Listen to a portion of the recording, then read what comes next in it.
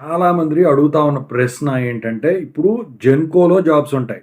AP దాంట్లో. అలాగే ట్రాన్స్‌కోలో jobs ఉంటాయి. డిస్కామ్స్‌లో జాబ్స్ ఉంటాయి. ఎనర్జీ డిపార్ట్‌మెంట్‌లో ఏవైతే ఉంటాయో వాటిలో గూడా జాబ్స్ ఉంటాయి. అలాగే అగ్రికల్చర్ వాటిల్లో గూడా జాబ్స్ ఉంటాయి. సో, వీటిల్లో ఇప్పుడు సబ్ ఇంజినీర్ పోస్టులు కూడా ఈ జాబ్ క్యాలెండర్‌లో రిలీజ్ చేస్తారా?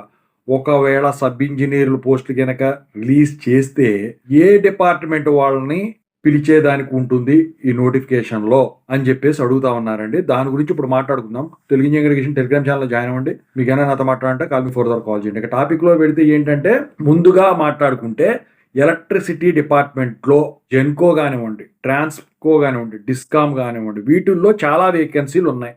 ఇంతకుముందే ఒక మంత్రి గారు చెప్పడం జరిగింది. అయితే వాటిల్లో వేకెన్సీస్ ఫుల్ చేస్తాము అని చెప్పేసి చెప్పడం జరిగింది గానీ, ఏఈ పోస్టులు మాత్రమే ఫిల్ చేస్తాము, ఏఎల్ఎంలు మాత్రమే ఫిల్ చేస్తాము, సబ్ ఇంజినీర్లు మాత్రమే ఫిల్ చేస్తాము అని చెప్పేసి ఎక్కడా కూడా చెప్పల. కాకపోతే ఇప్పుడు ఈ మధ్య కాలంలో రిక్రూట్మెంట్ అనేది జరగలేదు కాబట్టి సబ్ ఇంజినీర్ పోస్టులు వచ్చేసరికి ఈ ఎనర్జీ డిపార్ట్మెంట్లు ఇలాంటివి గ్రూప్స్‌లో సంబంధించినవి కూడా ఇంజినీరింగ్ వాళ్ళకి సంబంధించినవి ఉంటాయి.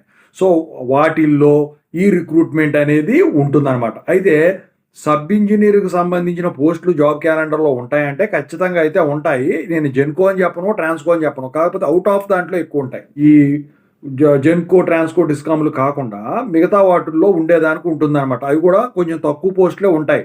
మరి ఏ డిపార్ట్మెంట్ వాళ్ళకి ఇవి ఉంటాయంటే, ఎలక్ట్రికల్ డిపార్ట్మెంట్ వాళ్ళకన్నా కూడా నాకు తెలిసి సివిల్‌కి, ఇంకోటి మెకానికల్‌కి ఎక్కువుంటాయి వాటిల్లో. మరి ఎలక్ట్రికల్ వాళ్ళకి దేంట్లో ఉంటాయంటే, ఎలక్ట్రికల్ వాళ్ళకొచ్చేసరికి ఇరిగేషన్‌లో పోస్టులనేవి ఉండేదానికి ఉంటుంది. అయితే ఈ ఏపీ జెన్‌కో, ట్రాన్స్‌కో, డిస్కామ్‌లో మాత్రం సబ్ ఇంజినీర్‌లో అయితే ఉండేదానికి ఉండదు గానీ, ఏఈల కింద డైరెక్ట్‌గా తీసుకునేదానికి ఉంటుంది. ఈ సబ్ ఇంజినీర్ పోస్టులు వచ్చేసరికి ఇంతకుముందు ఈ 3 కాకుండా చెప్పాను చూసారా, వాటిల్లో సబ్ ఇంజినీర్‌లు ఏసేదానికైతే ఛాన్స్ ఉంటుందన్నమాట. ఎక్కువ శాతం ఈ ట్రిపుల్ ఈతో కంపేర్ చేస్తే ఇంతకుముందు ఏదైతే గ్రూప్స్ చెప్పానో వాటిల్లో సబ్ ఇంజినీర్స్ ఎక్కువ పడేదానికి ఛాన్సులు ఉంటాయన్నమాట. అంతే తప్ప వేటిలో పడితే వాటిలో సబ్ ఇంజినీర్లు ఇవాళ రోజున ఇవ్వట్లేదు. ఓకేనా. ఎక్కువ శాతం జరిగే రిక్రూట్మెంట్ జేఎల్ఎం ఒకటి, ఏఈఈ ఒకటనమాట. ఓకేనా. ఇదండి.